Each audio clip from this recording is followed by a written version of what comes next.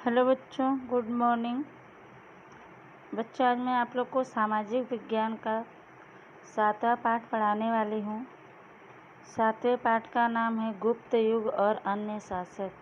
गुप्त युग के यानी गुप्त के समय काल और उसके समय में आए अन्य दूसरे शासक के बारे में हम लोग पढ़ेंगे और जानकारी लेंगे। चलिए पढ़ते हैं। ईसा की 3री शताब्दी में मगध में प्रभावशाली यानी तेजस्वी, असरकारक, असरदार गुप्त वंश की स्थापना हुई थी। गुप्त वंश ने भारत में राजनीतिक एकता, शांति और सुरक्षा स्थापित की। इससे अपूर्व यानी अपार समृद्धि यानी संपन्नता आई थी। गुप्त युग को भारत का स्वर्ण युग यानी सोने का युग कहा जाता है। स्वर्ण युग अर्थात देश की समग्र यानी पूरे प्रजा की सर्वोत्कृष्ट यानी सर्वोच्च प्रगति हुई। गुप्त सम्राटों ने लोगों को शांति और समृद्धि दी, जिसकी प्रशंसा यानी बड़ाई तारीफ विदेशी पर्यटक भी करते हैं। पर्यटक यानी जो विदेश से अपने देश में घूमने के लिए आते हैं। गुप्त युग के स्वर्ण युग में गुप्त सम्राटों की सृजनात्मक यानी कि रचनात्मक सर्जना संबंधी सोच थी। कह रहे हैं कि ईसा की 3री शताब्दी में मगध में प्रभावशाली गुप्त वंश की स्थापना हुई थी। गुप्त वंश ने भारत में राजनीतिक एकता, शांति और सुरक्षा स्थापित की। इससे अपार समृद्धि यानी संपन्नता आई थी। गुप्त युग को भारत का स्वर्ण युग या सोने का युग कहा जाता है। स्वर्ण युग अर्थात देश की समग्र यानी देश की पूरी प्रजा को सर्वोत्कृष्ट प्रगति यानी सभी प्रजा की सर्वोच्च विकास। गुप्त सम्राटों ने लोगों को शांति और समृद्धि दी, जिसकी बड़ाई विदेशी पर्यटक भी करते हैं। गुप्त युग के स्वर्ण युग में गुप्त सम्राटों की रचनात्मक सोच थी। आगे पढ़ते हैं। चंद्रगुप्त प्रथम, उनके बारे में हम लोग पढ़ेंगे। मगध के साम्राज्य में श्रीगुप्त गुप्त वंश के स्थापक थे। उनके पुत्र का नाम घटोत्कच गुप्त था। घटोत्कच गुप्त के अनुगामी यानी पीछे चलने वाले अनुयायी राजा के रूप में चंद्रगुप्त प्रथम ईस्वी सन 319 पाटलिपुत्र की गद्दी पर बैठे थे। उसने शक्तिशाली लिच्छवी जाति की कन्या कुमार देवी के साथ विवाह किया था। लिच्छवी की सहायता यानी मदद से उसने मगध का विस्तार यानी प्रगति किया था। उसने मगध के पास वाले क्षेत्र प्रयाग, इलाहाबाद, साकेत, अयोध्या जीतकर मगध का विस्तार किया यानी राज्य बढ़ाया, विस्तार किया। उसने महाराज के बदले महाधिराज जैसे गौरवशाली पदवी यानी पद धारण की थी। उन्होंने अपनी सत्ता और प्रतिष्ठा यानी सम्मान को प्रतिष्ठित यानी सम्मानित करने के लिए सोने के सिक्के बनवाए थे। राज्याभिषेक यानी राज तिलक के साथ ही उन्होंने गुप्त संवत यानी साल, वर्ष प्रारंभ यानी शुरू किया। सौराष्ट्र के वल्लभी राज्य के शासकों ने इस गुप्त वंश को स्वीकार किया था। गुप्त वंश के प्रारंभ यानी शुरुआत के कारण हिंद के इतिहास में काल गणना और काल क्रम के अनुसार ऐतिहासिक घटनाओं को क्रम दिया गया है। इसमें कह रहे हैं कि मगध के साम्राज्य में श्रीगुप्त गुप्त वंश के स्थापक थे। उनके पुत्र का नाम घटोत्कच गुप्त था। घटोत्कच गुप्त के अनुगामी यानी अनुयायी राजा के रूप में चंद्रगुप्त प्रथम ईस्वी सन 319 पाटलिपुत्र की गद्दी पर बैठे थे और उन्होंने शक्तिशाली लिच्छवी जाति की कन्या कुमार देवी के साथ विवाह किया था। लिच्छवी की मदद से उन्होंने मगध का विस्तार किया, मगध राज्य को बढ़ाया था। उसने मगध के पास वाले क्षेत्र प्रयाग जो इलाहाबाद है, साकेत, अयोध्या जीतकर मगध राज्य का विस्तार किया। उसने महाराज के बदले महाधिराज जैसी गौरवशाली पदवी यानी उपाधि धारण की थी। उन्होंने अपनी सत्ता यानी शासन और प्रतिष्ठा यानी सम्मान को प्रतिष्ठित यानी सम्मानित करने के लिए सोने के सिक्के बनवाए थे। राज तिलक, राज्याभिषेक का मतलब था राज्य तिलक के साथ ही उन्होंने गुप्त वंश के साल प्रारंभ किए थे। सौराष्ट्र की वल्लभी राज्य के शासकों ने भी इस गुप्त वंश को संवत को यानी साल को स्वीकार किया था, माना था। गुप्त वंश के शुरुआत के कारण हिंद के इतिहास में काल गणना यानी समय की गणना और काल क्रम के अनुसार ऐतिहासिक घटनाओं का क्रम दिया गया है। आगे हम लोग पढ़ते हैं सम्राट समुद्रगुप्त। अब इनके बारे में हम लोग पढ़ते हैं। चंद्रगुप्त प्रथम के बाद उनके प्रतापी यानी शक्तिशाली पुत्र समुद्रगुप्त गद्दी पर बैठे थे। समुद्रगुप्त के समय की जानकारी प्रयागराज के स्तंभ लेख, प्रयाग प्रशस्ति और उनके सिक्के पर से मिलती है। यह प्रशस्ति राजकवि हरिसेन ने की थी।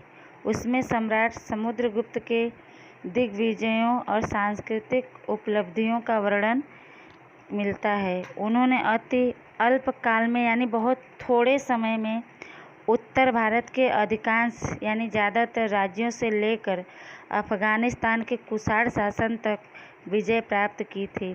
दक्षिण भारत में लगभग 12 जितने राज्यों को हराया। उन्होंने उन राज्यों को हराकर हड़पने की जगह अपने अंतर्गत पुनः यानी फिर से स्थापित किए थे। राज्य का प्रशासन चलाने के लिए राज्यपालों और अधिकारियों की नियुक्ति की गई थी।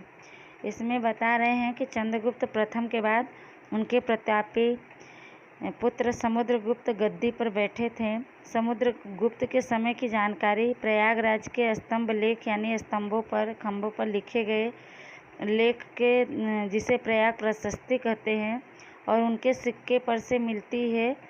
यह प्रशस्ति राजकवि हरिसेन ने की थी। उसमें सम्राट समुद्रगुप्त के दिग्विजयों और सांस्कृतिक उपलब्धियों का वर्णन मिलता है, उल्लेख मिलता है। उन्होंने बहुत ही कम समय में उत्तर भारत के ज़्यादा से राज्यों से लेकर अफगानिस्तान के कुषाण शासन तक विजय प्राप्त की थी। दक्षिण भारत में लगभग 12 जितने राज्यों को उन्होंने पराजित किया। उन्होंने उन राज्यों को हराकर हड़पने की जगह अपने अंतर्गत पुनः फिर से उसे स्थापित किए थे। राज्य का प्रशासन चलाने के लिए राज्यपालों और अधिकारियों की नियुक्ति की गई थी। आगे पढ़ते हैं। समुद्रगुप्त महान विजेता और संस्कारी राजा थे। उनके साहित्यिक उपलब्धियां तथा चरित्र भी उल्लेखनीय था। उन्होंने अनेक काव्यों की रचना की।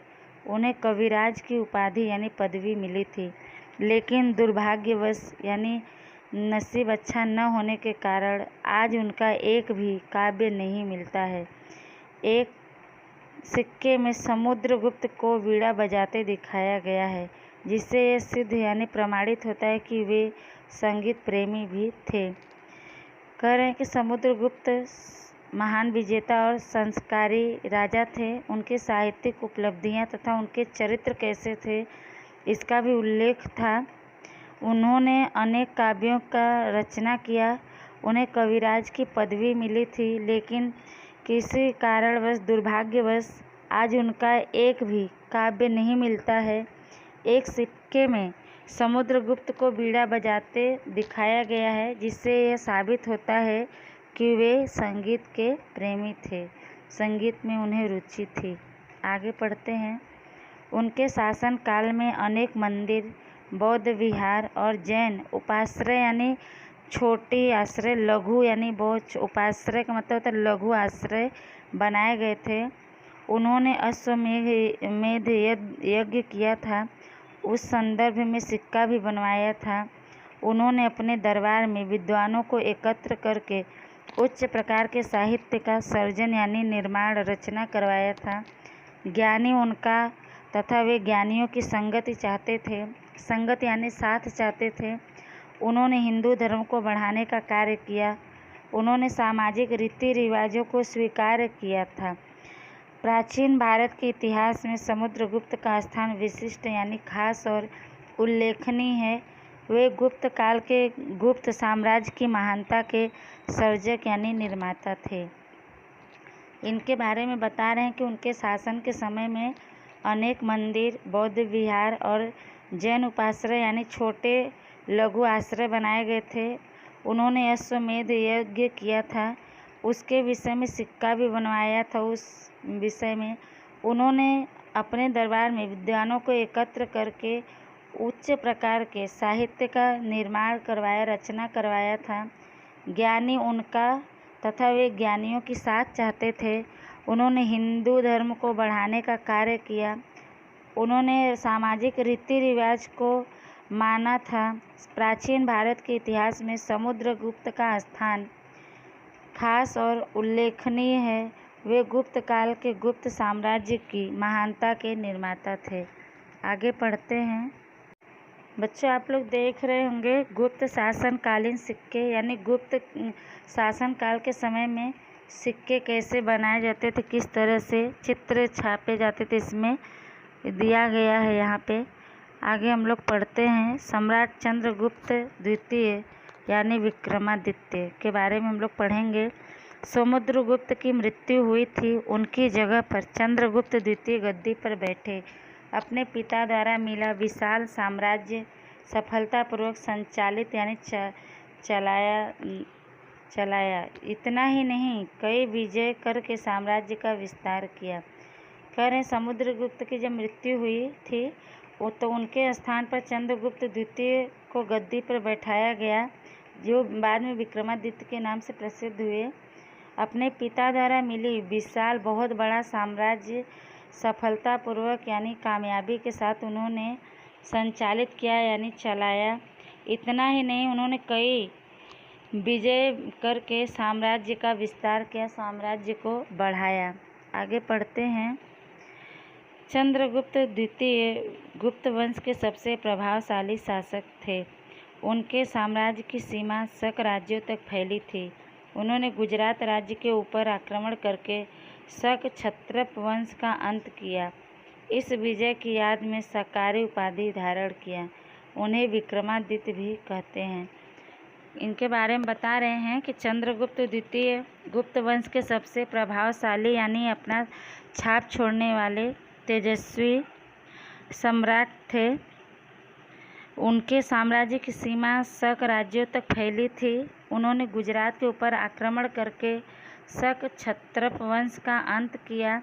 इस विजय की याद में शकारी उपाधि यानी पदवी धारण किया। तभी से इन्हें विक्रमादित्य कहते हैं।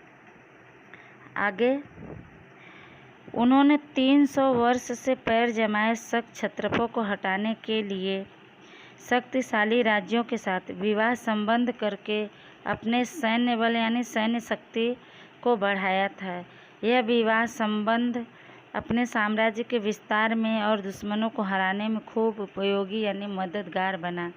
नए जीते प्रदेश महत्वपूर्ण थे।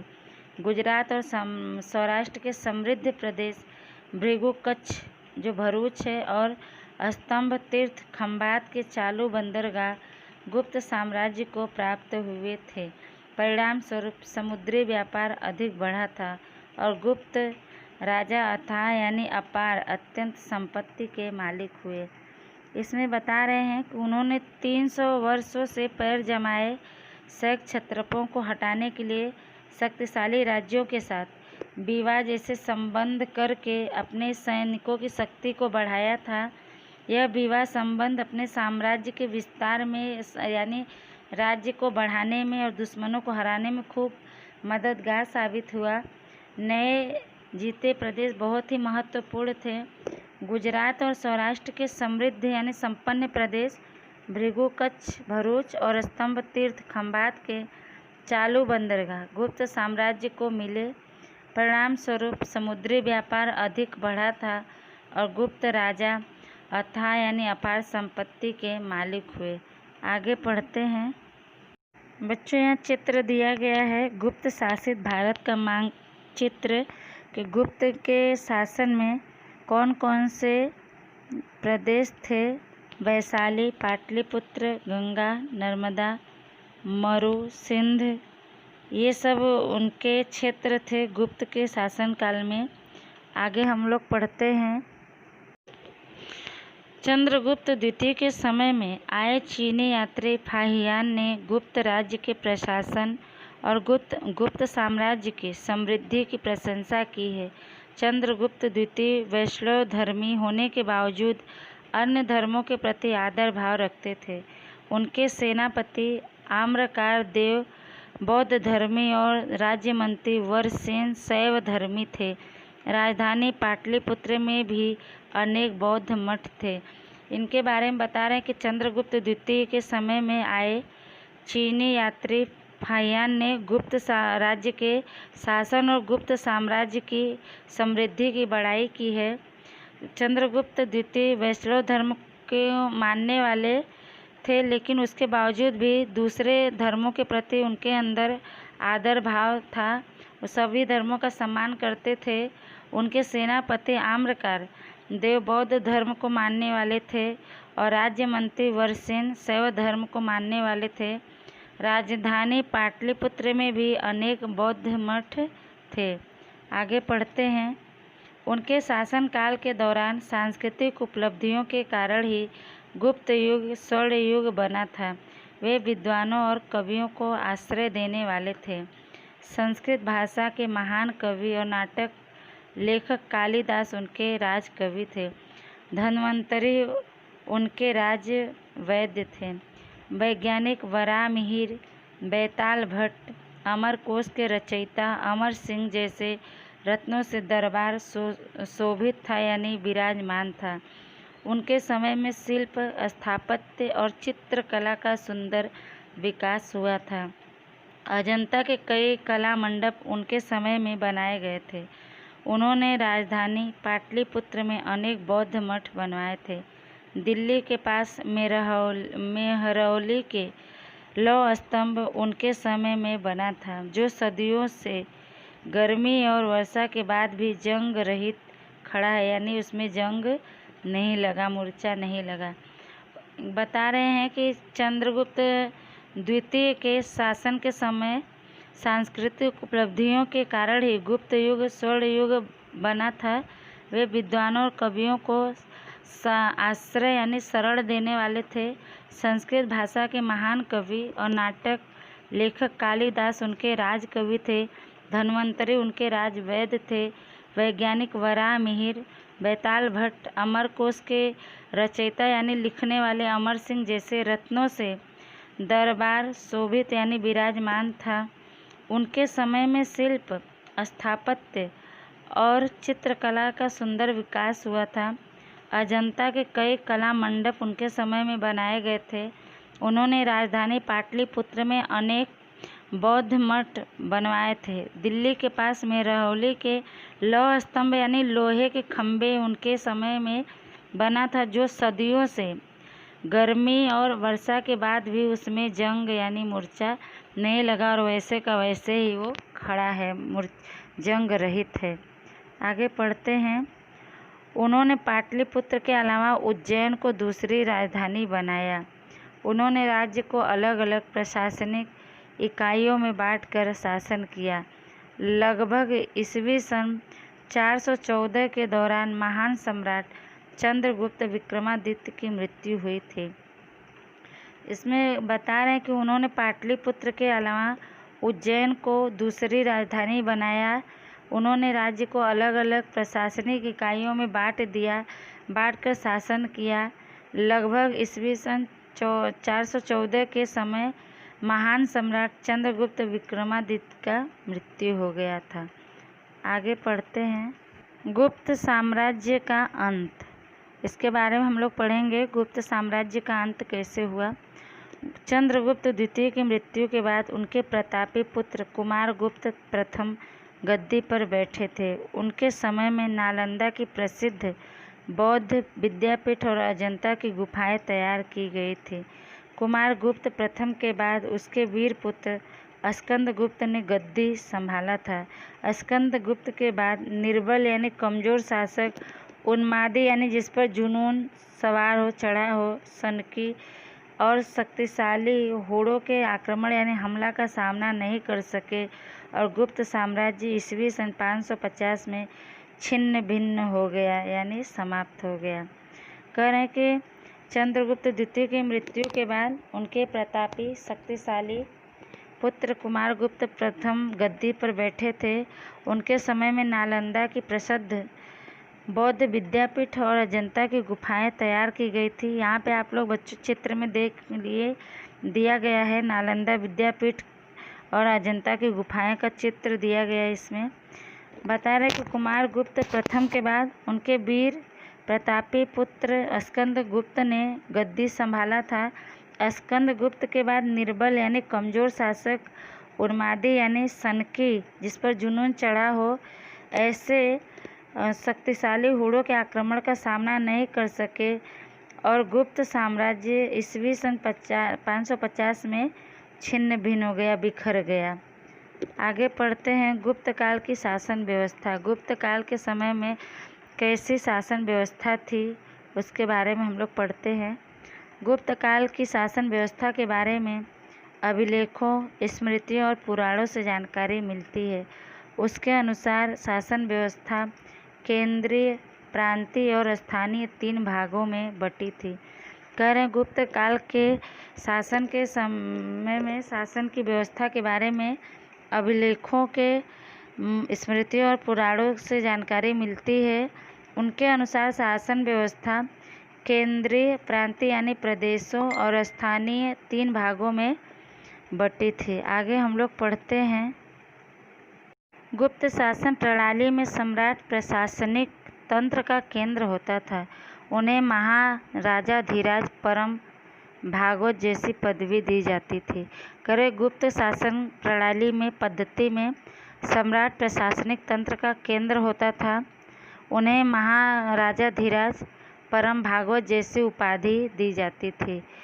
आगे पढ़ते हैं। इतना जाने प्रशासनिक तंत्र में मुख्य सेनापति, महाबलाधिकृत, विदेश मंत्री, महासंधि विग्रहक, महल और द्वार के रक्षक को प्रमुख महाप्रतिहार कहा जाता था।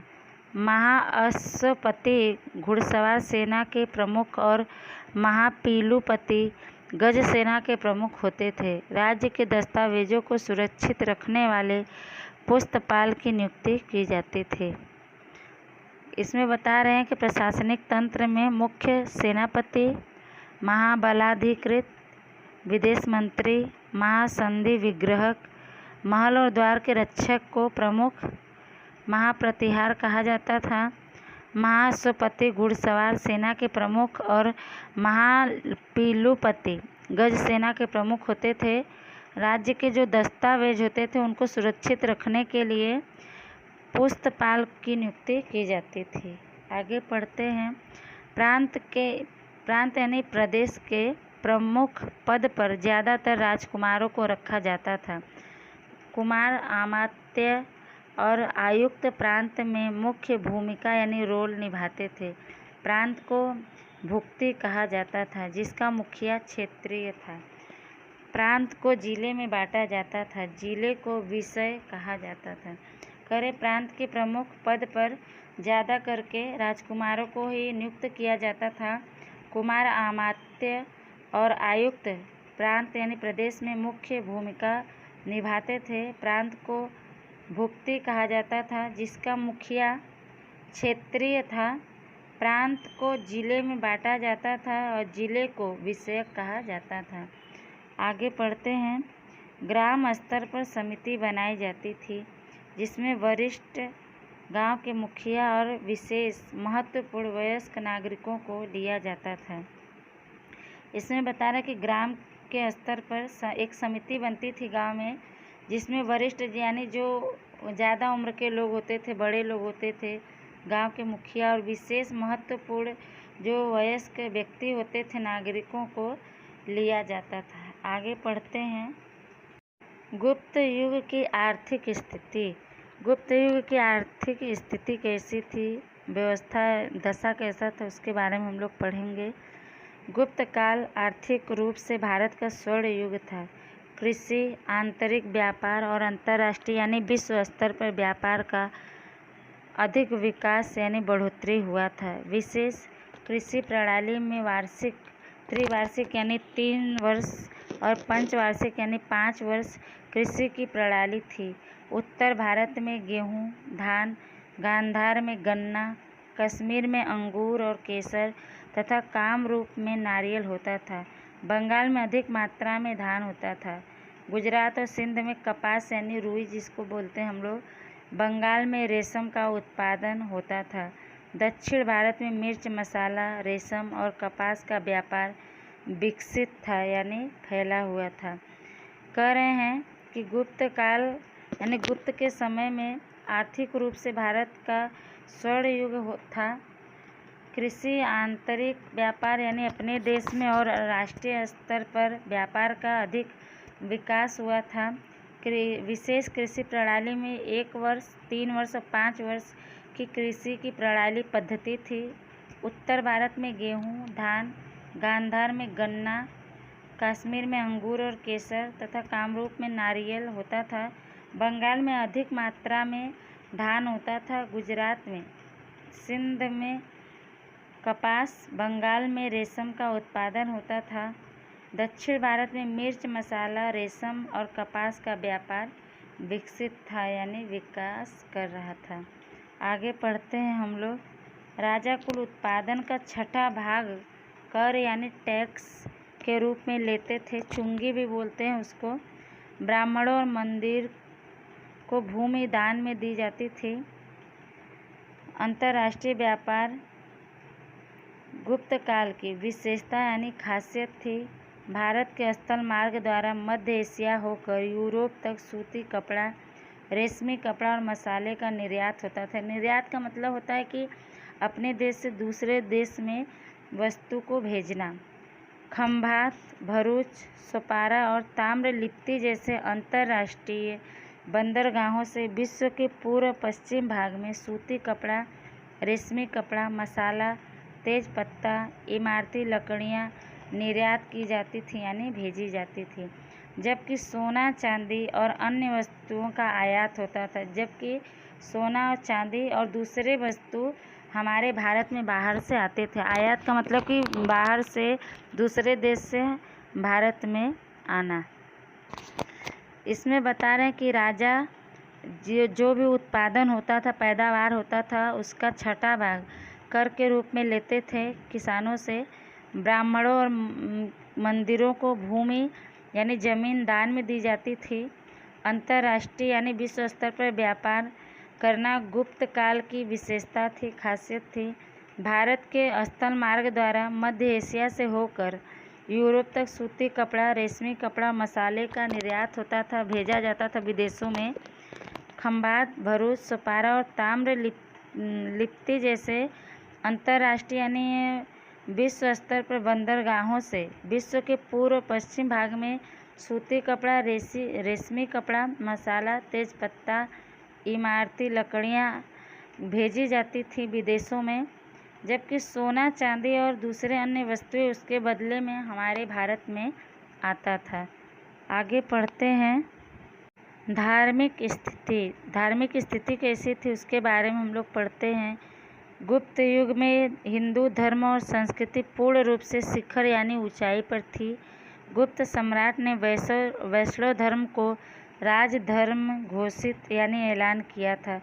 परिणाम स्वरूप विष्णु तथा उनके अवतार श्री राम और श्री कृष्ण की पूजा कम से कम होती थी। लक्ष्मी प्रसिद्ध देवी थी। इस समय रामायण और महाभारत तथा पुराणों का पुनः यानी फिर से संग्रह किया गया था।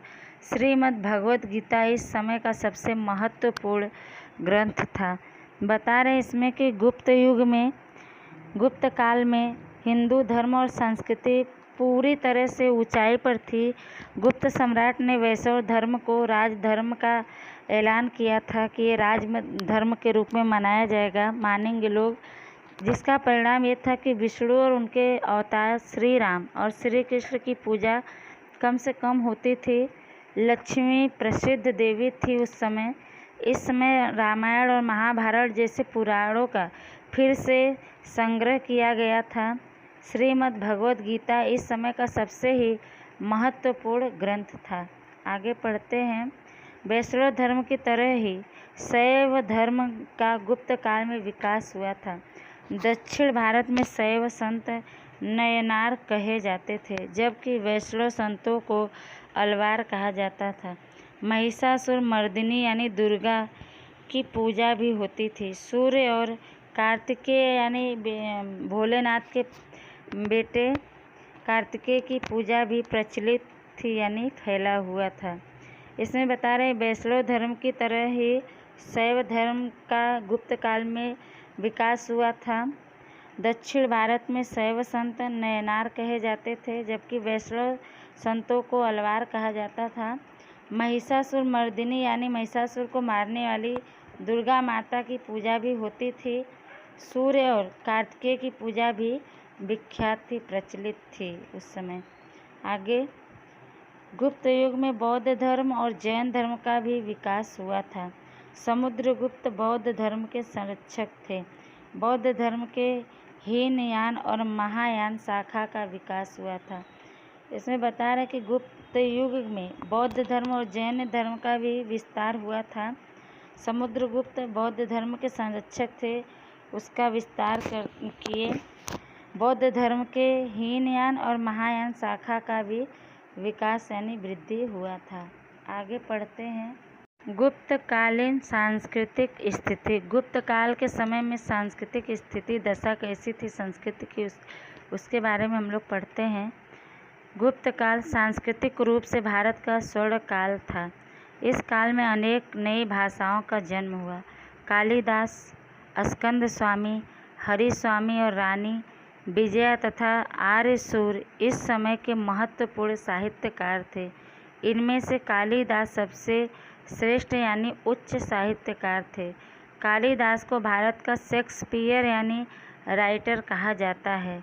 उन्होंने भारतीय महाकाव्यों की कथा वस्तु लेकर अभिज्ञान शाकुंतलम, रघुवंशम और मेघदूतम जैसे महाकाव्यों की रचना की। गुप्त काल मंदिरों के स्थापत्य की रचना यानी निर्माण का काल था। गुजरात में गोप नचना कोठार का पार्वती मंदिर और झांसी का मंदिर सर्वप्रथम यानी पहली बार ईंटों से बने मंदिर हैं। गुप्त काल इस दृष्टि से, इस नज़र से मंदिर स्थापत्य का प्रारंभ यानी शुरुआत बताता है। दुर्गा, बुद्ध, कृष्ण और शिव की मूर्तियां इसी समय में अधिक बनी हैं।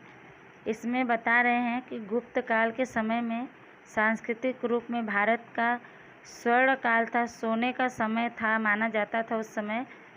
इस काल में अनेक नई भाषाओं का विकास हुआ, जन्म हुआ, उत्पत्ति हुई। कालिदास, स्कंद स्वामी, हरि स्वामी और रानी विजया तथा आर्यशूर इस समय के महत्वपूर्ण साहित्यकार थे। इनमें से कालिदास सर्वोच्च साहित्यकार थे। कालिदास को भारत का शेक्सपियर यानी राइटर कहा जाता था। उन्होंने भारतीय महाकाव्यों की कथा वस्तु लेकर अभिज्ञान शाकुंतलम, रघुवंशम और मेघदूतम जैसे महाकाव्यों की रचना की। गुप्त काल के मंदिरों की स्थापना की निर्माण का काल था। गुजरात में गोप नचना कोठार का पार्वती मंदिर और झांसी का मंदिर पहली बार ईंटों से बनाया गया था।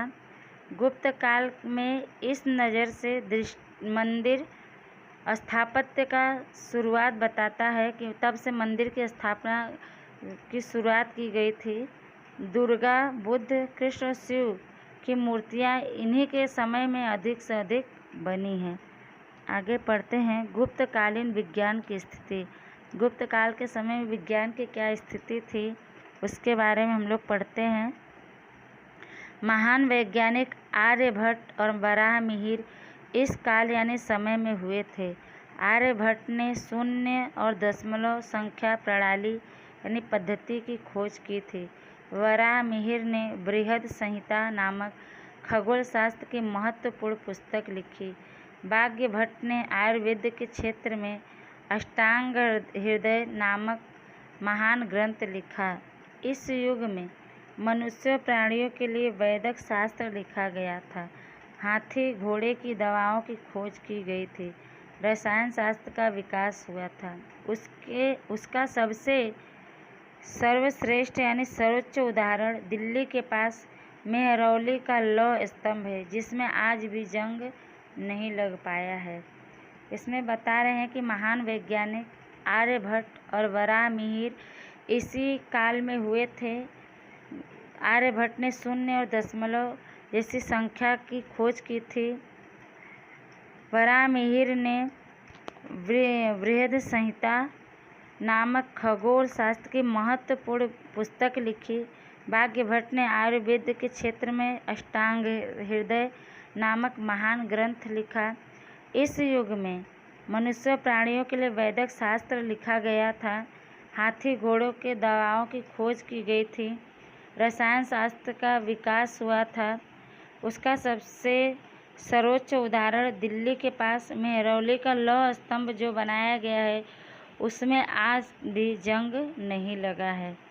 आगे हम लोग पढ़ते हैं सम्राट हर्षवर्धन, इनके बारे में हम लोग पढ़ते हैं। गुप्त युग के बाद प्राचीन भारत यानी पुराने भारत के राज्यों में हर्षवर्धन का राज्य माना जाता है। वे थानेश्वर के पुष्य भूति वंश के थे। प्रभाकर वर्धन के पुत्र राज्यवर्धन और हर्षवर्धन थे। उसकी पुत्री राज्यश्री थी। राज्यश्री का विवाह कन्नौज के राजा ध्रुव वर्मा के साथ हुआ था। गोंड राजा शशांक और मालवराज ने राज्यश्री का अपहरण यानी अगवा करके राज्य पर आक्रमण कर दिया, जिससे बहुत बड़ी मुश्किल स्थिति पैदा हो गई।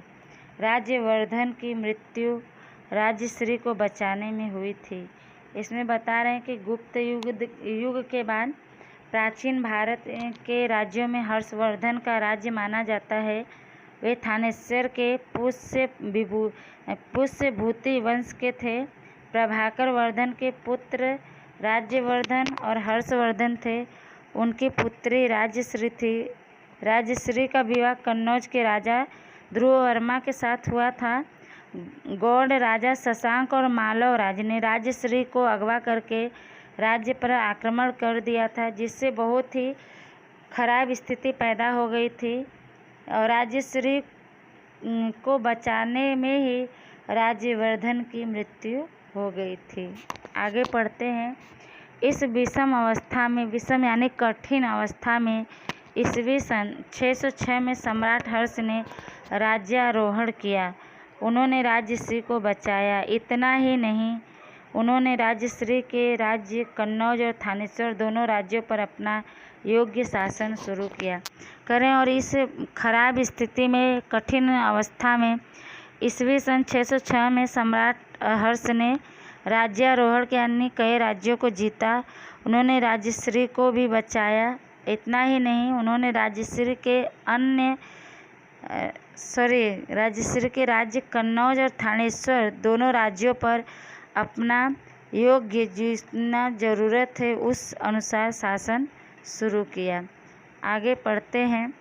हर्षवर्धन प्राचीन भारत के अंतिम महान सम्राट थे। उन्होंने मगध, ओडिशा, सारस्वत, गौड़, मिथिला तक अपना साम्राज्य स्थापित किया था।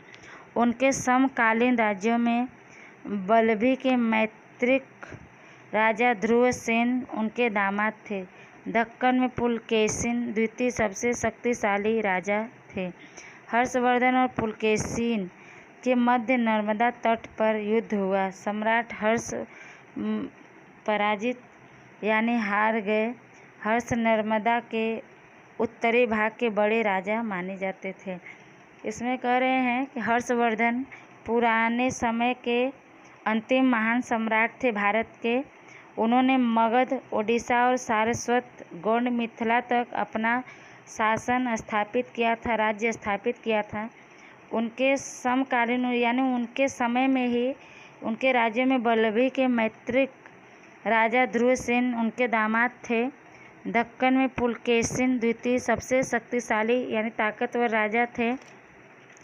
हर्षवर्धन और पुलकेशिन के मध्य यानी बीच नर्मदा के किनारे पर युद्ध हुआ, जिसमें सम्राट हर्ष हार गए।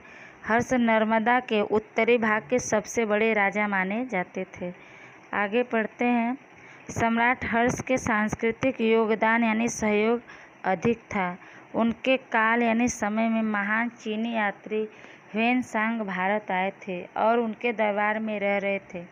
हर्ष शैव भक्त थे और बाद में बौद्ध धर्म के अनुयायी यानी शिष्य बन गए थे। उन्होंने कन्नौज में ह्वेनसांग की अध्यक्षता में एक धर्म परिषद का आयोजन यानी योजना बनाया था। महायान और हीनयान संप्रदायों के विषय में परिषद में गोष्ठी यानी सभा करवाई थी। इसमें बता रहे हैं कि सम्राट हर्ष की सांस्कृतिक योगदान यानी सहयोग अधिक था। उनके समय में महान चीनी यात्री ह्वेनसांग भारत आए थे और उनके दरबार में रहे थे। हर्ष शैव भक्त थे और बाद में बौद्ध धर्म के शिष्य अनुयायी बन गए थे। उन्होंने कन्नौज में ह्वेनसांग की अध्यक्षता में एक धर्म परिषद की योजना आयोजन किया था। महायान और हीनयान संप्रदायों के विषय में परिषद में एक सभा करवाई थी। आगे पढ़ते हैं।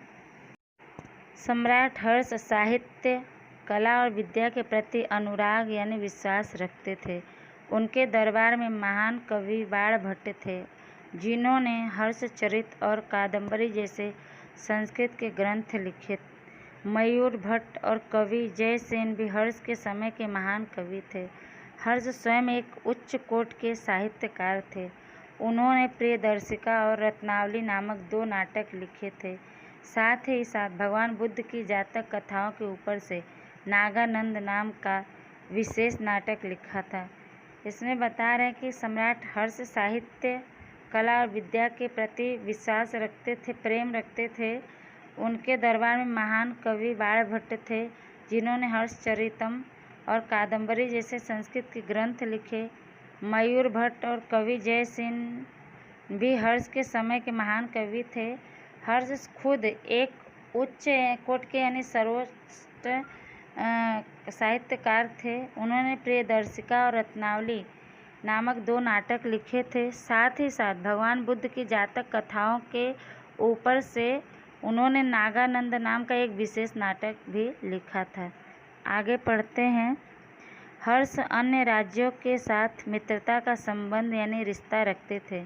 उन्होंने अपने दूत मंडल को चीन भेजा था। उसी प्रकार चीन से भारत में दूत मंडल आया था। इस दृष्टिकोण से हर्ष एक उच्च कोटि के शासक, विजेता, प्रशासनिक और साहित्यकार थे। उन्होंने नालंदा विद्यापीठ के लिए 100 गांव भेंट यानी उपहार में दिए थे। इसमें बता रहे हैं कि हर्ष दूसरे राज्यों के साथ भी दोस्ती का संबंध रखते थे। उन्होंने अपने दूत मंडल को चीन भेजा था। उसी तरह चीन से भी भारत में दूत मंडल आया था।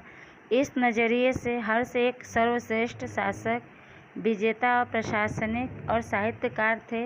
उन्होंने नालंदा विद्यापीठ के लिए 100 जितने गांव उपहार में दिए थे। आगे हम लोग पढ़ते हैं। पुलकेशिन द्वितीय, इनके बारे में पढ़ते हैं। सम्राट हर्ष के समकालीन राजाओं में सबसे शक्तिशाली चालुक्य वंशीय राजा पुलकेशिन द्वितीय थे। उसने महाराष्ट्र के राष्ट्रकूटों से सत्ता यानी शासन ले ली थी। पुलकेशिन द्वितीय ने 40 वर्ष जितना शासन किया था। उसने सम्राट हर्ष को भी हराया था। वे महान विजेता थे। उसने दक्षिण भारत के कदंबों, माहेश्वर के गंगों, कोंकण के मौर्यों को हराकर दक्षिण पथ का स्वामी की उपाधि यानी पदवी प्राप्त की थी। उसने लाट, मालव और गुर्जरों को भी हराया था। कर्नाटक, महाराष्ट्र और कोंकण इन सभी क्षेत्रों का वह स्वामी था यानी मालिक था। कह रहे हैं कि सम्राट हर्ष के समान ही राजाओं में सबसे शक्तिशाली यानी ताकतवर चालुक्य वंश के राजा पुलकेशिन द्वितीय थे।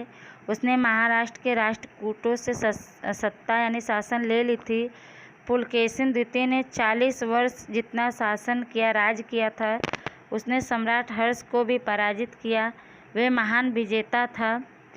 उसने दक्षिण भारत के कदंबों, माहेश्वर के गंगों, कोंकण के मौर्यों को पराजित कर दक्षिण पथ का स्वामी यानी मालिक की उपाधि प्राप्त की थी। उसने लाट, मालव और गुर्जरों को भी पराजित किया था। कर्नाटक, महाराष्ट्र, कोंकण इन सभी क्षेत्रों का वह मालिक था। आगे पढ़ते हैं। हर्ष की तरह उसने भी विदेशों के साथ संबंध विकसित किया था यानी बढ़ाया था। उसने ईरान में अपने एक राजदूत यानी प्रतिनिधि को भेजा था। ईरान के शहंशाह खुसरो द्वितीय उसके मित्र थे।